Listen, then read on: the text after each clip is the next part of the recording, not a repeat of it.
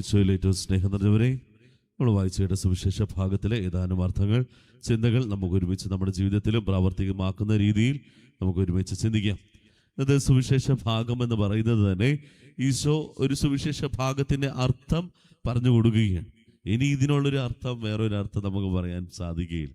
അപ്പോൾ ഇനി ഇതിനൊരു പ്രസംഗം നമുക്ക് നൽകാൻ സാധിക്കും. കാരണം ഒരു സുവിശേഷ ഭാഗത്തിൻ്റെ, പ്രത്യേകമായി വിതക്കാരൻ്റെ ഉപമ കഴിയുമ്പോൾ ഈ വിത്തിൻ്റെ പ്രത്യേകമായി കളകളുടെയും നല്ല ചെടികളും ഒരുമിച്ച് വളർന്നു വന്ന് അവസാനം അതെങ്ങനെ പറിക്കണമെന്ന് അല്ലെങ്കിൽ എന്ത് ചെയ്യണമെന്ന് ഉള്ളൊരു സുവിശേഷ ഭാഗത്തിൻ്റെ, മത്തായിയുടെ സുവിശേഷത്തിലുള്ള ഭാഗത്തിൻ്റെ അർത്ഥം ശിഷ്യന്മാർ വന്ന് ഈശോയോട് ചോദിക്കുന്ന ഒരു മനോഹരമായ ഭാഗവും ഈശോ അതിനെ വ്യാഖ്യാനിക്കുകയും ചെയ്യുകയാണ്. നമ്മൾ ഈശോ ഇതിനെ വ്യാഖ്യാനിക്കുകയും ചെയ്യുന്നതിന് മുൻപാകെ തന്നെ ഈശോ കടന്നു ചെല്ലുമ്പോൾ ഈശോ ജനങ്ങളെയെല്ലാം അവരവരുടെ ഭവനത്തിലേക്ക് അയച്ചതിന് ശേഷമാണ് ശിഷ്യന്മാർ വന്ന് ഇവനോട് ഈ ചോദ്യം ചോദിക്കുന്നത്. ജനങ്ങളല്ല ഇവനോട് ഈ ചോദ്യം ചോദിക്കുന്നത്, ശിഷ്യന്മാർ. 12 ശിഷ്യന്മാരാണ് ഈശോയോട് വന്ന് ചോദിക്കുന്നത്, എൻ്റെ കർത്താവേ, ഇതിൻ്റെ ഈ ഉപമയുടെ അർത്ഥം ഞങ്ങളുടെ ജീവിതത്തിലേക്ക് നീ പറഞ്ഞു തരണം. അപ്പം അർത്ഥം ചോദിക്കുമ്പോഴാണ് ഈശോ വിത്ത് എന്താണ്, വിതക്കാരൻ ആരാണ്, അത് വിതയ്ക്കുന്നത് ആരാണ് എന്നൊക്കെ പറഞ്ഞു കൊടുക്കുന്നത്. നമ്മളെ ഇതിന് വേറെ വ്യാഖ്യാന അർത്ഥങ്ങളല്ല, നമ്മുടെ ജീവിതത്തിൽ ചിന്തിക്കേണ്ട അർത്ഥങ്ങളേ ഉള്ളൂ. വ്യാഖ്യാനാർത്ഥങ്ങൾ തമ്പുരാൻ തന്നെ നൽകി കഴിഞ്ഞു. വിത്ത് ഏതാണ്, അല്ലെങ്കിൽ വിതക്കാരൻ ആരാണ്? വിതക്കാരൻ ഈശോ തന്നെയാണ്. എങ്ങോട്ടാണ് പാകുന്നത്? ഏതാ സ്ഥലം? ഈ ലോകത്തിലേക്കാണ് നമ്മളെ പാകുന്നത്. അതിലെ വിത്തിൻ്റെ കൂടെ കടന്നു വരുന്ന ഓരോ കളകളെന്ന് പറയുന്നതിന് തിന്മയുടെ ഓരോ സ്വാധീനങ്ങളാണ്. അതൊക്കെ വിതയ്ക്കുന്നത് പോലും സാധാരണ പ്രവണതയാണ് എന്നെല്ലാം സുവിശേഷത്തിൽ സൂചിപ്പിക്കുന്നുണ്ട്. നമ്മുടെ ജീവിതത്തിൽ ഇതിൻ്റെ വ്യാഖ്യാനാർത്ഥം എന്തായിരിക്കാം? നമ്മുടെ ജീവിതത്തിലേക്കും നമ്മൾ ചിന്തിച്ചു നോക്കുമ്പോൾ തമ്പുരാൻ കർത്താവ് തന്നെയാണ് ഈ ലോകത്തിലേക്ക് നമ്മളെ കൊണ്ടുവന്നത്, മറ്റാരുമല്ല. നമ്മുടെ പ്രവൃത്തികളൊക്കെ, നമ്മുടെ ചിന്തകളെക്കുറിച്ച് നമ്മൾ നേരെ നോക്കുമ്പോൾ നമ്മൾ എപ്പോഴും വിചാരിക്കേണ്ട ഒരു കാര്യം, നമ്മുടെ മാതാപിതാക്കളിലൂടെ ദൈവമാണ് നമ്മളെ ഈ ലോകത്തിലേക്ക് കൊണ്ടുവന്നത് എന്നുള്ളൊരു കാര്യം. ദൈവമാണ് നമ്മളെ ഈ ലോകത്തിലേക്ക് ആഹ്വാനം ചെയ്തതെന്നും ദൈവത്തിൻ്റെ പദ്ധതിയാണ് നമ്മൾ ഇന്ന് ഈ ലോകത്തിലുള്ളത് എന്നുള്ളൊരു കാര്യം വിശ്വസിക്കണം. പല മക്കളും ദൈവത്തിൻ്റെ പദ്ധതി അല്ല, എന്തുകൊണ്ടാണ് ഞാൻ ഈ ലോകത്ത് ജനിച്ചത്, എന്തുകൊണ്ടാണ് എനിക്ക് ഈ ജീവനുള്ളത്, എന്തുകൊണ്ടാണ് എൻ്റെ ജീവിതം ഇങ്ങനെ, അതുകൊണ്ട് എനിക്ക് ഈ ജീവൻ ഉള്ളത് കൊണ്ടല്ല ഇങ്ങനെ, ഞാൻ എന്തിനു ജനിച്ചു എന്നുള്ളൊരു ചോദ്യം പോലും പല മക്കളും ചോദിക്കാറുണ്ട്.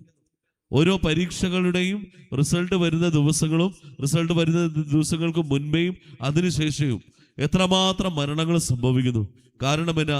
ഈ ലോകത്തിൽ അവരുടെ ജീവിതം അത്രമാത്രമേ ഉള്ളൂ, അല്ലെങ്കിൽ അവരുടെ ജീവിതത്തിലെ കാര്യങ്ങളും അർത്ഥങ്ങളും അത്രേ ഉള്ളൂ എന്നുള്ളൊരു ചിന്ത അവരുടെ മനസ്സിലേക്ക് കയറിയത് കൊണ്ടാണ്. നേരെ മറിച്ച് ഈ ലോകത്തിലേക്ക് എൻ്റെ ജീവിതം കൊണ്ടുവന്നത് ഞാനല്ല, എൻ്റെ ദൈവമായ കർത്താവാണ്. ആ കർത്താവിന് എന്നെക്കുറിച്ചൊരു പദ്ധതിയുണ്ട്. ആ പദ്ധതി നിറവേറ്റാനാണ് ഞാൻ ഈ ലോകത്തുള്ളതെന്ന് ഉള്ളൊരു ബോധ്യം നമുക്കുണ്ടെങ്കിൽ, ദൈവമക്കളെ, നമ്മൾ ഒരിക്കൽ പോലും നമ്മളെ ജീവിതത്തെക്കുറിച്ച് ചോദ്യം നമ്മളോട് ചോദിക്കുകയില്ല.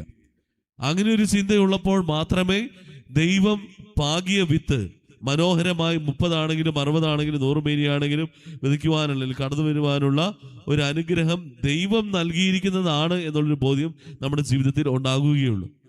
നമ്മുടെ ജീവിതത്തിൽ നമ്മൾ വളർന്നു വരുമ്പോൾ നമ്മളെ കൂടെ തന്നെ തിന്മയുടെ സ്വാധീനവും വിതച്ചിട്ടുണ്ട് പല സാത്താൻ്റെ സൈന്യങ്ങളും. അതേപോലെ തന്നെ സാത്താൻ്റെ സ്വാധീനമുള്ള മറ്റു ചിലവരും. പലരും ഇതിനെ തിന്മയുടെ വിത്ത് നമ്മുടെ ജീവിതത്തിലേക്ക് പാകിയപ്പോൾ അത് കർത്താവ് പറയുന്നത് ചോടോടെ വലിച്ചെറിയുവാനൊന്നുമല്ല. കർത്താവ് പറയുന്നത് അത് വളരട്ടെ, വളർന്നതിന് ശേഷം വിത്തിൻ്റെ ഫലം എടുക്കുന്ന ദിവസമായിരിക്കണം അത് മാറ്റിക്കളയേണ്ടത്. ദൈവമക്കളെ, നമ്മുടെ ജീവിതത്തിൽ ഒരു പ്രവൃത്തിയുടെ നന്മ ഫലം ചെയ്യുമ്പോഴായിരിക്കണം തിന്മ നമ്മൾ മാറ്റിക്കളയേണ്ടത്. ഈ സുവിശേഷ ഭാഗത്തിന്റെ വ്യാഖ്യാനം ഞാൻ പറഞ്ഞു. ഗോതമ്പ് മണി വളരുന്നതോടുകൂടി തന്നെ ഈ കാട്ടുഗോതമ്പ് ഇവർ ഓരോരുത്തരും ശത്രു ജനങ്ങൾ വന്ന് എറിയുമ്പോൾ ഇതിന്റെ ഏറ്റവും വലിയൊരു സ്വഭാവ ഗുണം എന്നതാണ്, ഇതിന്റെ വേര് ചുറ്റിയാണ് താഴോട്ട് പോവുക. അതായത് ഗോതമ്പിനോട് ചേർന്നാണ് ഇത് വളരുക. അപ്പം ഇത് കാട്ടുഗോതമ്പ് പറിച്ചു കളഞ്ഞാലും ഗോതമ്പ് പോകും. ആദ്യമേ തിന്മ പറിച്ചു കളയാൻ ശ്രമിക്കുമ്പോൾ നമ്മുടെ ജീവിതത്തിലെ നന്മയുടെ വശവും പോകും. നമ്മളെ പ്രവൃത്തിയിലൂടെ നമ്മൾ നന്മ ആദ്യം പുറപ്പെടുവിക്കുവാനായിട്ട് പരിശ്രമിച്ചു കഴിഞ്ഞാൽ തിന്മയെ വേണ്ട എന്ന് വെക്കാൻ പറ്റും.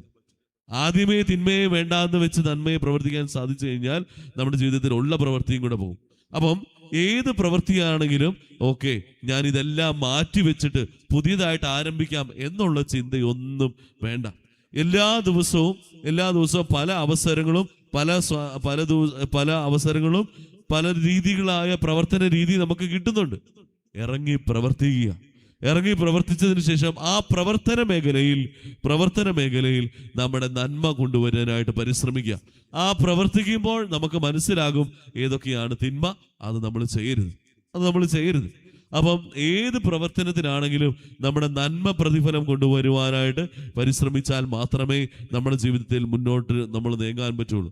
അങ്ങനെയാണ് ഇന്നത്തെ വിശുദ്ധ പോലും നമ്മുടെ ജീവിതത്തിലൂടെ സ്വാധീനം ചെലുത്തുക. തൻ്റെ ജീവിതത്തിലൂടെ അവൾ അവസരത്തിന് വേണ്ടി കാത്തിരുന്നില്ല.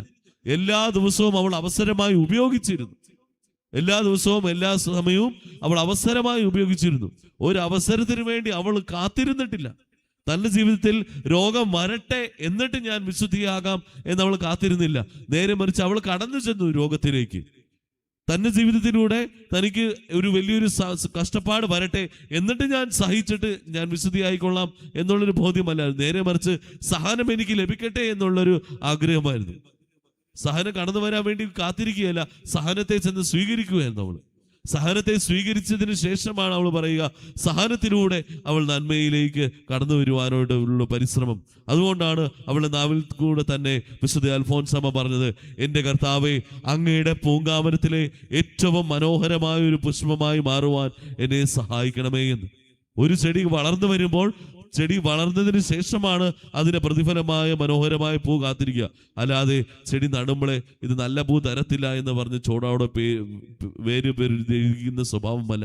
ദൈവമക്കളെ, നമ്മുടെ ജീവിതത്തിൽ പല അവസരത്തിനു വേണ്ടി കാത്തിരിക്കുകയല്ല ചെയ്യുക, നേരെ ചെന്ന് സ്വീകരിക്കുകയാണ് ചെയ്യുക. കാരണം നമ്മൾ നേരെ ചെന്ന് പ്രവർത്തിക്കുവാനായിട്ട് പരിശ്രമിക്കുവാൻ ആഹ്വാനം ചെയ്യുന്ന തമ്പുരാൻ കർത്താവ്. കാരണം ഈ ജീവിതം മുഴുവനും നമ്മുടെ ജീവിതത്തിലേക്ക്, ഈ ലോകത്തിലേക്ക് നൽകിയത് തന്നെ ദൈവമായ കർത്താവാണ്.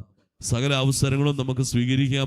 നമ്മുടെ അവസരങ്ങളെ കാത്തിരിക്കാതെ പോയി പ്രവർത്തിച്ച് നന്മ ഫലം പുറപ്പെടുവിക്കുവാനും വിശുദ്ധിയെ പോലെ തന്നെ ജീവിതത്തിലൂടെ ലോകത്തെങ്ങും മറ്റുള്ളവർക്ക് വലിയൊരു സ്വാധീനം ചെലുത്തുവാനും ഈശോയുടെ സ്വാധീനം മറ്റുള്ളവർക്ക് കൊടുക്കുവാനും അതോടൊപ്പം തന്നെ അവളെ പോലെ തന്നെ മനോഹരമായ ഒരു പൂങ്കാവനത്തിലെ ഒരു നല്ലൊരു പുഷ്പമായി മാറുവാൻ, ഈശോയുടെ പൂങ്കാവനത്തിലെ നല്ലൊരു പുഷ്പമായി മാറുവാൻ നമുക്ക് ഓരോരുത്തർക്കും സാധിക്കട്ടെ എന്ന് നമുക്ക് ആത്മാർത്ഥമായി പ്രാർത്ഥിക്കാം.